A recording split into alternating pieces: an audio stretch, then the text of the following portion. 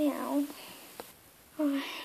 О, приветик, я Дралай, и сегодня у меня такой день, что я его так долго ждала. Да, сегодня я буду играть в футбол с моими подругами. Мы будем играть против соседней школы, и мы очень долго тренировались. Я думаю, мы выиграем. Только вот надо кровать заправить. Так, а вот и все. Где-то под кроватью у меня завалялась моя бутылка с молоком. Я возьму ее на футбол, когда найду.